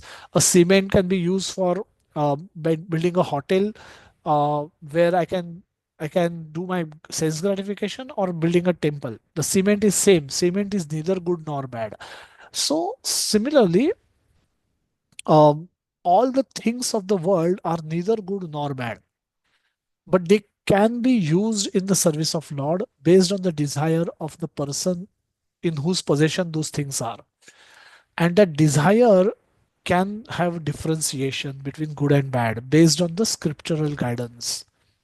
So there I believe we should not really try to do bad to realize what good desire is and then learn differentiation. That's why we say Guru Sadhu Shastra. We can learn from others' mistakes also. We can learn from seeing other people's errors also. That's why we have scriptures. We have scriptures and we have examples of Ravana. We have examples of Kamsa. We have examples of Hiranyakashipu. We have so many examples discussed in those various scriptures where people who are far greater, far more powerful than all of us put together can be, they failed. When they had a desire to enjoy property of the Lord without Lord, their endeavors failed. And we can learn from these examples, and we can learn from the instructions given by Lord. So that way we don't waste our time, money, effort, and energy in doing wrong things, and we can maximize whatever time we possess, whatever time we have in doing right things for the pleasure of the Lord, for our own purification and our own advancement in Krishna consciousness. The other path can be learning, can also give us some learning, but can be very painful. So it is better to avoid that. This is what I can think of. No, no, Hare Krishna, Prabhuji. Very well explained, Prabhuji. So, in a short, can I say that making our free will strong and educated will give the proper direction, and through shastras we can do that, Prabhuji. Hare Krishna, Prabhuji. Yes, Prabhuji, that can be the conclusion. So there is one more question. Hare Krishna. Krishna, Prabhuji. Hare Dandavat Krishna. pranam. Thank you so much, Prabhuji. When dealing with conflict, um, how can one balance restraint and positive engagement? So this is again a very nice question. So we can have conflict. Conflict is a situation where both sides we're not able to categorically decide right and wrong. It's like meat eating. Meat eating, there's no conflict. So there's no conflict because it is clear no. So we just say no to it. There's no conflict. Hopefully there should be no conflict in that aspect. But there could be situations where there could be a conflict, and conflict is a place where we need guidance, and we should speak with devotees whom we are in touch with and seek their guidance. Conflict could be a situation where there could be a yatra arranged and we may have exam coming up. Should I go for yatra? Should I study for exam. Depending on time, place, circumstances, the devotees who are guiding us, they will be able to give guidance. Not always there, and it can be a balanced guidance as well. That it's easy to say that do everything for Krishna, but at times a devotee can see the need to have a proper balance, and they may advise you to maybe concentrate for the time being on the exam, so that in future you can practice Krishna consciousness very nicely. There could be those guidance can be given by expert devotees who are guiding us, and we should seek guidance in cases of conflict. So it's better to reveal. It's sometimes Narada Prabhuji said this very wonderfully, that it's better to look fool in front of one person rather than becoming fool in front of the whole world. So the devotee who are guiding us, it's better to look like a fool in front of them, and seek their guidance on all such matters. So that's how we that's what we try to do ourselves. That's what we expect others also to do. That's a safe way than assuming things of ourselves and trying to do things as per our whims and fancies, and then later to realize it how disastrous it could be. So it's better to seek guidance. That's what I will say. Hopefully that answers your question. See if there are any other questions. So that's why it's so crucial to have devotees in our life. We shouldn't be alone trying to be Krishna conscious. We can be. It's like trying to become doctor on my own. It's better to be enrolled in a college. It's better to be sitting in a class along with co-students. We are all studying the same scripture, same books, and doing things together will help us definitely. You know uh, Become doctor better in a faster, in a proper authorized way, rather than I'm inventing my own syllables, I studying my own book, and I'm trying to get my own degree all by myself. It's very painful. So that's why it should be avoided. So there are no other questions. We can close today's session. Thank you so much everyone for staying back. Uh, Again, thanks everyone for your time. We are up 3.13.08 hours. So we will close this session now. We'll meet next Sunday with another theme from Bhagavad Gita. And we'll see from Krishna what Krishna is trying to, uh, how Krishna is able trying to guide us navigate through the material world, and come to him eventually through beautiful themes of Bhagavad Gita that we will identify, keep picking up from over next few weeks. And please keep do joining these sessions every Sunday, and encourage others to join as well. And so that all of us can learn, all of us can benefit in the process. So till next Sunday, wish you a very happy Krishna conscious week ahead. Thank you, everyone. Srila Shri Jagannath Baldev Subhadra Mai ki Jai, Srila Prabhupada ki Jai, Nitai Gaur Premanande, Hari Bol, Hari Bol, Hari Hari Bol. Hare Krishna, everyone. Thank you so much. Hare Krishna, Prabhuji. Thank you, Prabhuji. Hare Krishna Prabhuji. Hare Thank you Krishna Prabhuji. Prabhuji, thank Hare you. Krishna Thank you so much, Prabhuji. everyone. Hare Hare Krishna Krishna. Prabhuji, Dandavat Thank you. Pranam.